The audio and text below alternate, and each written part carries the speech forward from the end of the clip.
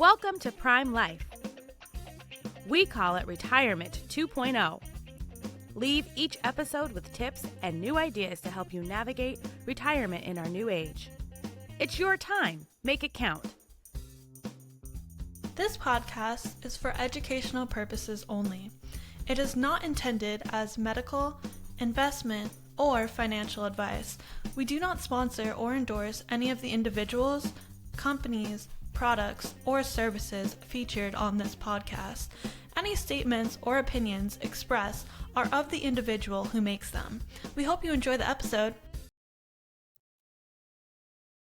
Hi, this is Mary Crean, and welcome to another episode of the Prime Life podcast. Hope everyone's doing well today. I have here today one of my co-hosts, Laura. Laura, how are you today? Mary, I'm doing really well, and I'm excited for today's conversation, not only because of the topic and the depth of knowledge that we're going to go into, but also because we have a co-host with us who many of you may recognize from some previous episodes from both Retire Tech and Medicare. So excited for that today as well. Absolutely. We're excited to have Kathy Fan. She's the Actuary Head of Life and Health Product Development for NASA. Welcome to the podcast, Kathy. Thank you for having me. Very excited to be here for the conversation. Well, let's get down to brass tacks. We have our guest today is George Dippel. He's the president of Deft Research. He brings a very steeped background in health consumer insights from his experience at Procter & Gamble's Healthcare Consumer Institute. George's knowledge spans Medicare Advantage, MedSup, small group, and much more. George, welcome to the Prime Life podcast. Tell us a little bit about yourself and tell us what Deft Research does. Sure thing. Well, thanks for having me on the podcast. I work for a company named Deft Research, and Deft Research is a marketing research firm that only operates in the health insurance space. So our primary focus is to understand why healthcare consumers do what they do, right? In the senior space, why seniors pick whichever Medicare product they do, what makes them loyal, what makes them happy, why do they quit plans. We also don't just focus on the Medicare space, but we look at the commercial space as well as the ACA space. Everything that we do at Deft Research is health insurance consumer focused.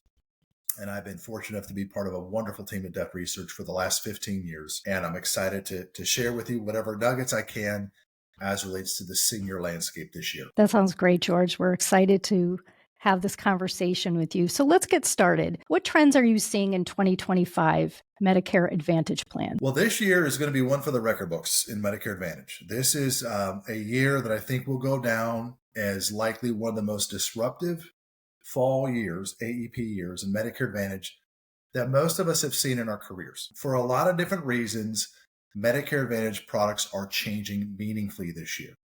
Right? Some of those reasons are financial. Medicare Advantage companies, they receive reimbursement from the government, and that reimbursement is meant for them to then use that to provide the health care that seniors need. Well, a lot of Medicare Advantage carriers will tell you that in the last couple of years, the reimbursement increases have not kept up with medical inflation. So they're not getting quite as much from the government anymore. And then senior utilization has spiked. Back when COVID hit, and for the first 2 years after COVID hit, a lot of seniors couldn't go to the doctor, or they were fearful to go to the doctor, or they literally couldn't have procedures done. And since that time, utilization has made up for that and then some. And a lot of the services, frankly, that seniors should have received in 2020 and 2021 and 2022, they didn't. Things weren't caught that should have been caught. And that has led to a worse outcome for the senior and also worse financially for the carrier. So these Medicare Advantage carriers, on one end, they perceive that they're getting less money from the government and they're spending more money on care. That's a double whammy. And then on top of that, there have been some meaningful changes due to the Inflation Reduction Act that have further complicated product designs for Medicare Advantage carriers. And the net is there's been significant disruption. More than 8% of seniors in Medicare Advantage, individual Medicare Advantage plans, not Medicaid, Medicare, individual Medicare, and not retiree, have been terminated, right? Their coverage no longer exists. And when you look at that space, the non-Medicaid space, the non-AGWIP or employer group space, over 1.8 million seniors in Medicare Advantage plans got a termination letter, right? They have to find new coverage. That's 5 times more than what we saw last year. And that's why we would say this has been a very tough year on seniors and Medicare Advantage. A lot of things are all coming together at the same. Any one of those elements I just mentioned, the reduction in reimbursement, the higher utilization, the changes due to any one of those three things would have made for a tough year. You have all three things coming together at once, and it's a very tough year. It's why the terminations are what they are. It's why benefit changes are what they are. Right? One of the big benefit changes is of the 1.8 million people who lost their coverage, almost 1.3 million of those were folks in MA PPO, right? The broader access form of Medicare Advantage. So a lot of change there. And then more costs are being passed on to seniors in Medicare Advantage. The average Medicare Advantage max out of pocket is up more than $320. Things like OTC allowances are down about $39 a month. There are fewer dental allowances. So it's a tough year. On one hand, you're seeing carriers exit the market, terminate plans. In other areas, you're seeing benefits are weakened and cost shares have increased. Well, that sounds like the perfect storm, to say the least. Let's talk a little bit about Medicare Supplement, the trends that you see in the upcoming year, 2025. What does that look like, George? Well, I would say Medicare Supplement plans, Medigap plans, they're not immune to some of the cost challenges that we see in Medicare Advantage, right? When seniors are using more and more benefits, that just isn't a strained financial on Medicare Advantage. That impacts medical loss ratios for Med Sup carriers. And so I think both types of carriers are feeling that pinch. And in the Med Sup space, it's led to higher premium increases. And I think a lot of carriers are used to having to ask their seniors to make up. About 29 to 30% of seniors in Med Sup policies have seen a 10% premium increase this year or higher. Some as high as 13% or more. Generally, we would see kind of middle single-digit increases. So that's a challenge in Med Sup. But I think the other trend too is when consumers are faced with higher premiums, they're going to look for lower premium options. And we're starting to see that in Med Sup as well. There are different types of Med Sup plans in standardized states out there. There's the old Plan F for the veterans of Medicare. You've heard about the Fs and the Gs and the Ns and all those of the world. There used to be a time where you had this Cadillac plan called Plan F. And then around 2014, we started to see a lower cost option, Plan G, come along, right? Lower premiums. You had to pay that Part B deductible, but lower premiums. And Plan G started to become the go-to. Well before legally, the macro law kind of forced it to be the go-to, right? A lower premium option, Plan G, usurped the higher premium option, Plan F. And what we're starting to see now is history repeat itself. Whereas G supplanted F, we're starting to see N pick up some steam. And N is another lower cost premium Med Sup option. Similar to G, you have a little bit of copays, $20 copay to see the doctor, maybe a $50 copay if you go to the ER and you're not admitted. Right, but most folks who buy Med Sup, they're used to copay plans in their commercial group coverage. Well, these ends might be $30 to $35 less expensive. You know, what we saw in the past, F was replaced by a lower premium plan G. Now we're starting to see N begin to pick up steam against G because, again, it's lower premium.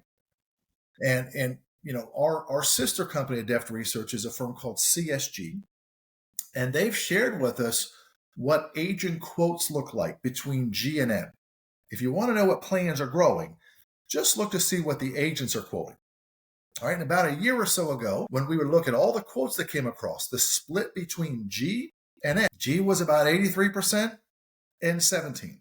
12 months later, G's 81%, N's 19, right? Just a 2-point swing there. But when you think about how seniors are going to gravitate to a lower premium plan, particularly when their premiums are escalating and maybe their Part D plan is more expensive, we believe that is a trend to continue in 2025 and on. We think N is going to pick up steam in the Med Sup space. Definitely seeing what you're seeing on the Medicare supplement space in terms of premium increases and what companies are filing for.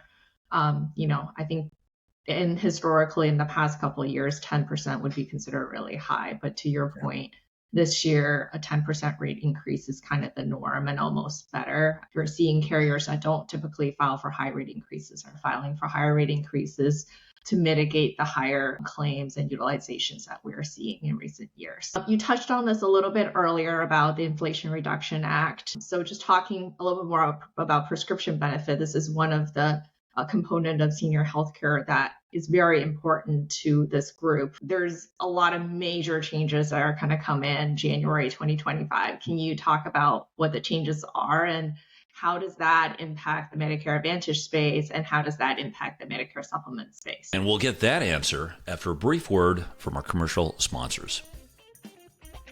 NASA is always working harder to be your carrier of choice.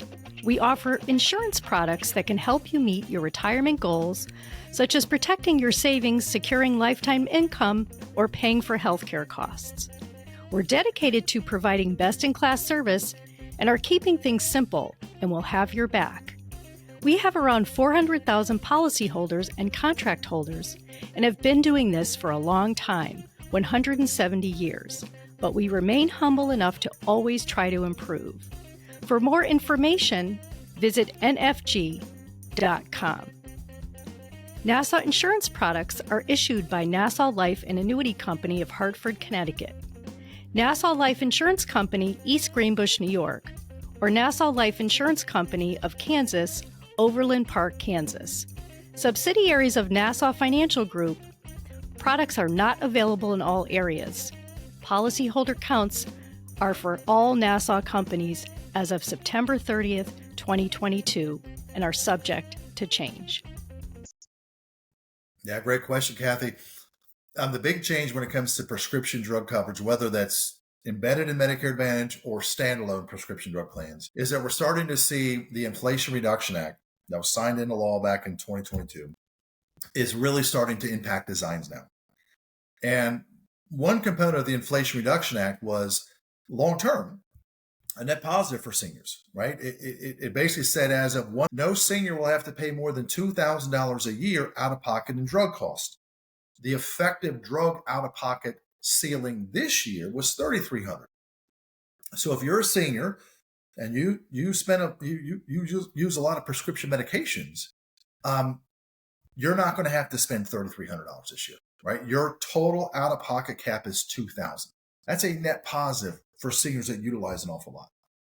Another net positive long-term with the Inflation Reduction Act is now the government has the ability to negotiate rates of some very expensive medications and very popular medications that seniors are on. And every year from this point forward, more medications will be put on that list. CMS will be able to negotiate down those rates. That's good for seniors. Maybe not so good for the pharma manufacturers, but those are the two biggest changes. And, if you think about it economically, if we reduce the total financial maximum that a senior can pay for medication, right, from $3,300 to $2,000, that money has to come from somewhere. And the somewhere has been in an increase in drug deductibles. When we think about the Medicare Advantage space, the average consumer in Medicare Advantage prescription drug plans is going to see a $163 increase in their drug deductible this year. 0.8% of consumers will see some sort of deductible increase this year in Medicare Advantage. Okay, that's a big number. I'm going to potentially save money if I spend a lot, right? But I'm going to have to pay more before my insurance kicks in, even if I don't. If you think about the pocketbooks of seniors and when they're going to realize these changes happen, okay, we just completed a study. It hasn't published yet. But we were looking at consumers in the Medicare Advantage space and trying to understand when they get those change notification letters, right? Their annual notification change letters. This is what's changing in your plan. We wanted to understand, do they actually catch these changes? Do they read their ANOX? Do they skip over it? And when it came to drug deductible, only 23% of seniors who are experiencing a drug deductible increase in their Medicare Advantage plan noticed it. So what does that mean? They're not going to notice it this fall during the AEP. They're going to notice it in January, right? When they go to the pharmacy or they try to have their 90-day supply refilled, a time right after seniors are cash poor, right? We just had the holidays. We bought a bunch of gifts. We had a lot of fun. We're all cash poor in January. And that's when they're going to notice, what do you mean my medication isn't $8 anymore? Well, you have to fulfill this deductible that you have. So that's a big change in Medicare Advantage, right? 50% of seniors are seeing their drug deductible go up. The average senior has an increase of $163 in drug deductible. On the standalone Part D front, the average consumer there, 84% are seeing an increase. their average increase is $63. So more costs are going to be absorbed by more seniors in terms of upfront costs to protect other seniors who might have significant costs and might have gotten to that $3,300 cap. Well, now they're saved at $2,000. You talked about kind of increasing in deductibles. How about availability of plans? Are there more companies exiting the market or increasing premiums? Are you seeing any trends in those areas?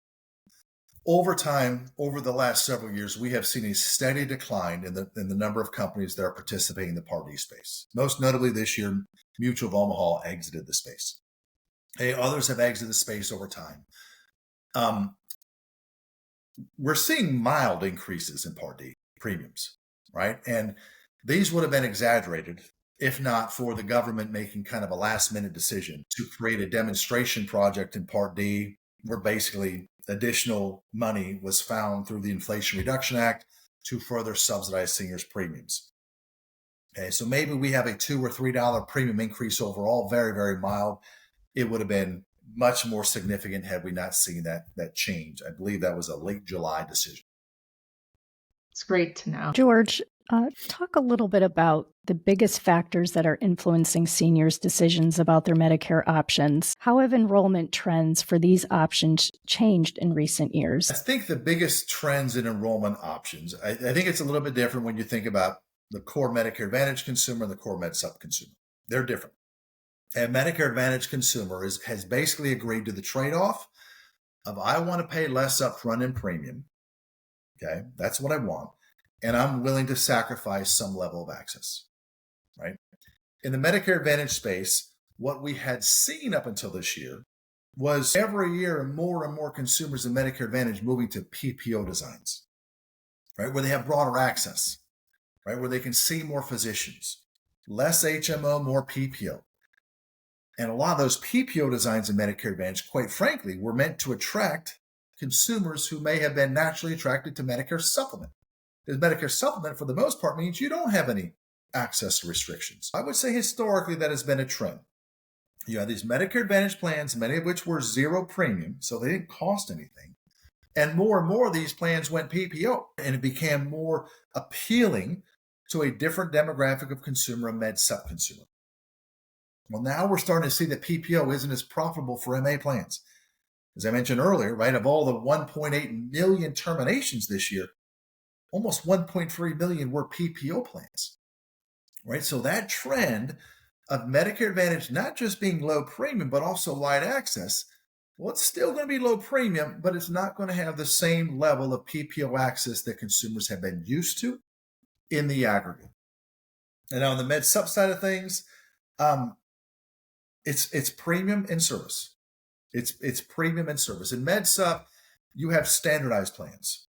Okay. And by standardized plans, these are the designs, right? The government says, this is a G, this is an N, this is an F, this is a C.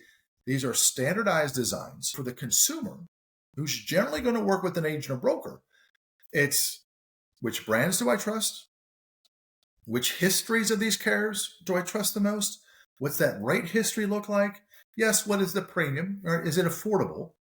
But it's also going to be the service element, right? Does this carrier help me understand my coverage? Does this carrier answer my questions promptly? Do they give me the tools that I need to better manage what I need to do with my Medicare, right? Historically in MA, it's, I got to have low cost, maybe zero, right? I covet big access. Well, that access is starting to not be so big. And then the Med Sup space is, I want something that is affordable. I want good service. And I want some good healthcare tools. How are market forces like economic condition, inflation, and rising healthcare cost affecting seniors' attitude towards Medicare options, especially in the last couple of years where we have some, a lot of inflation that's just coming down? How are these options impacting seniors' attitude towards what they're choosing? It definitely has made it harder on seniors.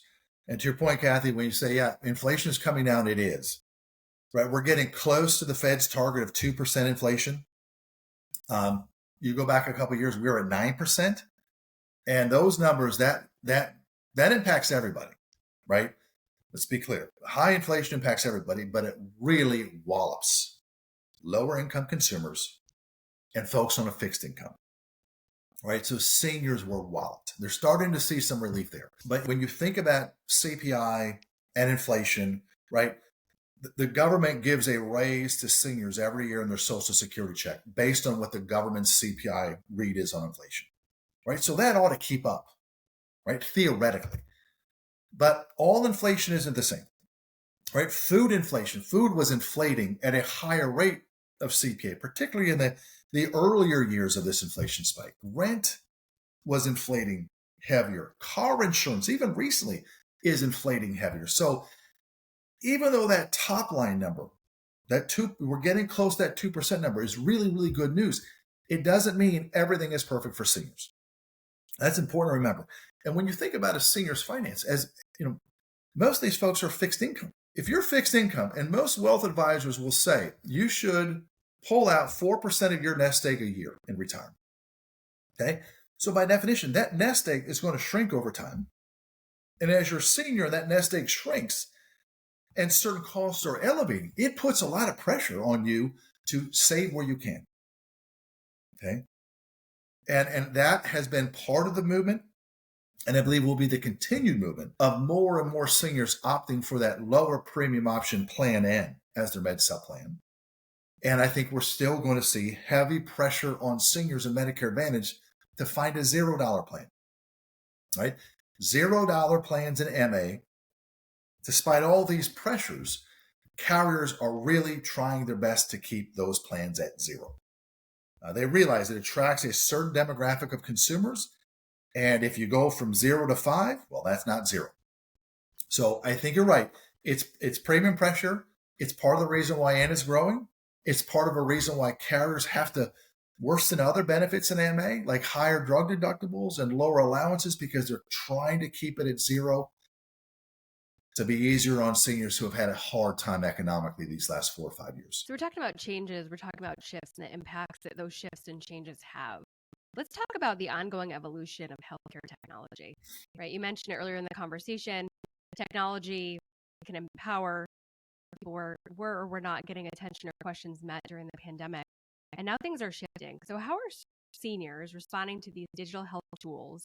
And what is the impact on enrollment decisions that you're seeing thus far? So back in 2021, we started a study at Deft, Medicare digital tools, to try to understand, okay, to what degree are seniors really ready to engage digitally when it comes to Medicare, digitally when it comes to their health insurance. And since that time, we've been tracking it to see if any of these trends break. And I'll remember looking at that slide, the first year of that study, back in 2021, we asked a basic question of seniors, right? Scale of 1 to 5, where 1 is, I absolutely positively do not want to manage my Medicare benefit digitally.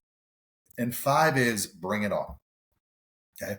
When we look at the folks that said, no, I don't want anything to do with digital tools in Medicare, versus those that said yes, in 2021, the ratio of no's, I do not want digital tools in Medicare, to yes, I do want it, was about 3 to 1. 57% of seniors wanted nothing to do with digital tools in their health insurance, and 21% said, yes, I do. 3 to 1 in 2021. Fast forward to this year, right? It's no longer a ratio of 3 to 1 no's to yeses. It's 1 to 1 no's to yeses.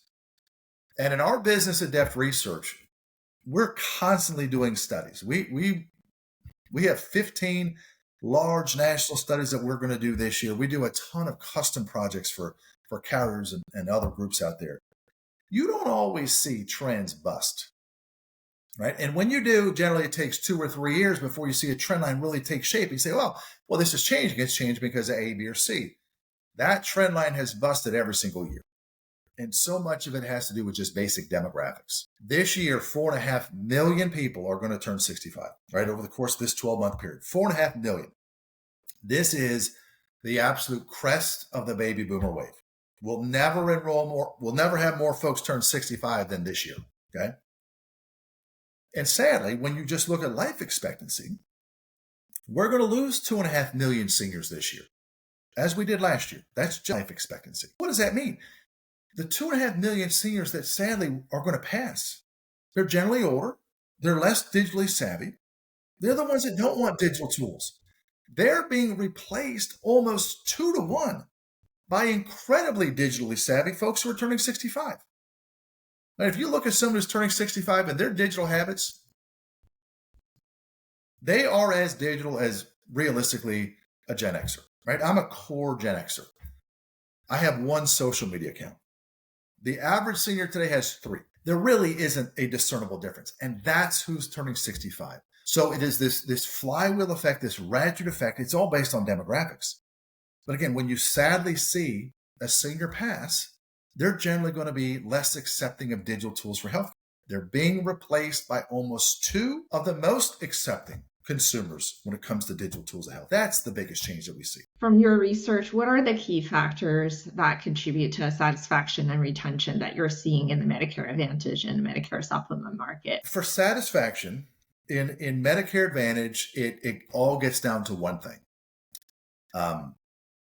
We measure this across a lot of different studies, but the question we ask is, on a scale of 1 to 10, tell us how satisfied you are with your carrier's help in understanding your coverage. A lot of things matter to seniors. It is a complicated question to say what keeps folks happy, what keeps them loyal.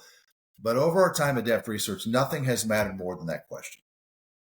And the reason behind it is, if you think about what Medicare is, it ain't easy. Okay, Medicare is complicated. Health insurance is complicated. Nobody turns 65 and suddenly graduates with a degree in Medicare. It's not anything that we're prepared for. And in Medicare, you have so many different cost share levels, right? Possibly premium, drug deductible, now medical deductible, doctor copay, specialist copay, all the tiers copay for your drugs, hospital cost shares. It's very confusing. And for a senior in Medicare Advantage, if I see that my carrier is bending over backwards to help me better understand this coverage, that quite frankly is an entitlement I worked my whole life for. If I see that you're bending over backwards to help me understand this coverage, you are empowering me to get every ounce of value out of this Medicare entitlement. If I do not see that you're bending over backwards to help me understand this coverage, you're doing the opposite of empowering me to get everything I can on this entitlement. You are abandoning me. Okay, that's the difference in Medicare Advantage. It is tough stuff, right? And do you help me understand it, or do I see it's clear as mud and you haven't helped me? In MedSup, that's part of it, okay? But let's be honest, MedSup is a simpler product. It is a pure play insurance product. It's a more elegant product. It's insurance. It's not prepaying for healthcare, right? And in MedSup, because it's just easier. I pay this premium, I pay it every month, or I pay it every year and get a little bit of a discount, but I pay this premium and it just works. My claims are paid. The bills are processed, right? I don't need as much help understanding my coverage. It's good, right? But more importantly in MedSup, yes, it is, are you helping me understand Medicare? But it's also rate stability, right? Once I use this, do I see that this is a product I can live with? And most consumers who buy a MedSup, an agent helps them with it. And they explain it. Listen, you want this product. I recommend it. It's a good product. Part of the deal is the premium is going to go up over time as you age. Because as we all age, we're going to use more health. Seniors can understand that. Okay. And when they see that premium range, I can live with this. This is a product for life. If they see that those premiums start to escalate too much, then they begin to question, gosh, can I afford this? I might be struggling with this now at 75. Are my finances going to be better and stronger at 80? So in Medicare Advantage is, have you helped me understand this confusing stuff? A lot of things matter. Nothing matters more than that. That also matters in MedSup, but MedSup's an easier product. It's the service element, right? That matters. And it's also, do I see this as something I can live with? Is this going to work financially with me long term? I love that, right? Because at the heart of it, it's empowerment through education. I appreciate your insights there. So staying on the consumer preferences side and the behaviors that have shifted in recent years, particularly, right, with the growing use of those digital tools, what does that mean for how plans are marketed? Well, as we talked, right, consumers every year in the Medicare space are becoming more and more digital. They're becoming more and more the core Gen X consumer, right? That's inarguable. I think from a marketing perspective, it means social media matters. Right? The average senior has 3 social media accounts. If you look at a tech-savvy senior, they have 5 social media accounts. The average senior with 3 social media accounts checks 1 every single day. The most tech-savvy senior with 5 social media accounts goes to 3 on a daily basis. So social matters. And things that we wouldn't even think of 5 years ago matter. Streaming.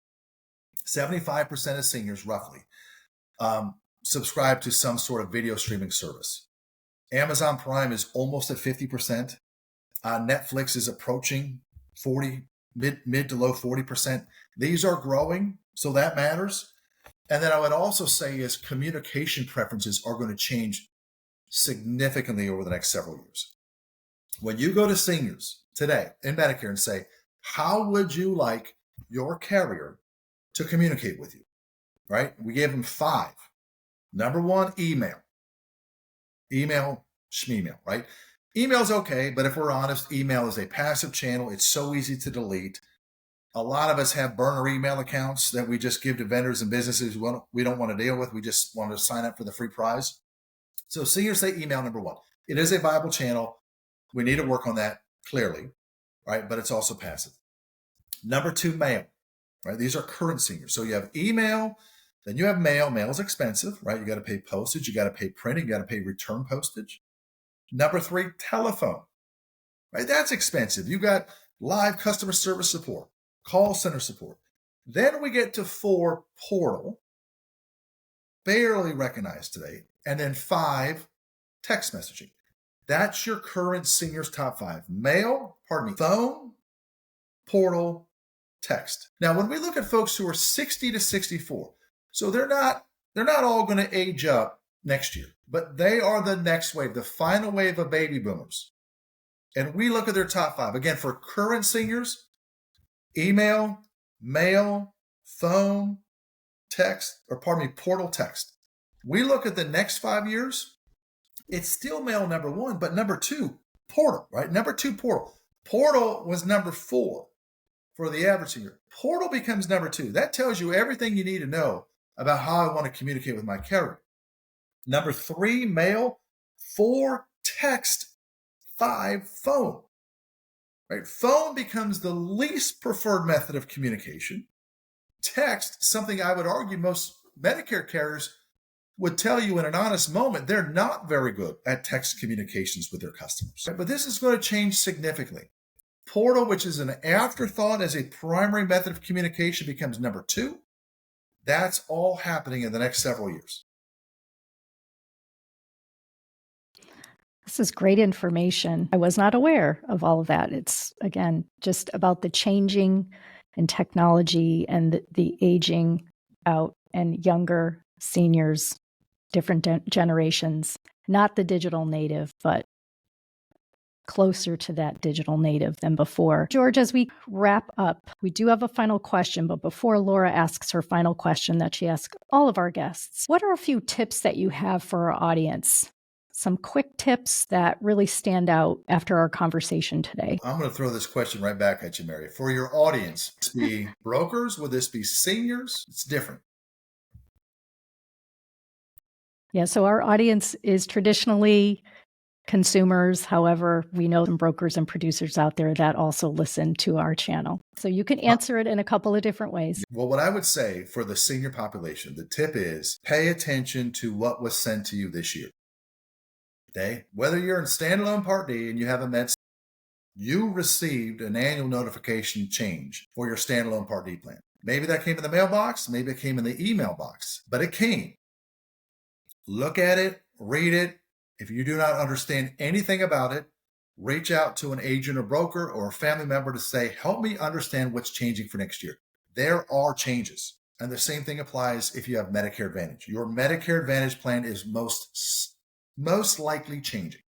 And most likely there's going to be more bad news than good news in that annual notification change letter.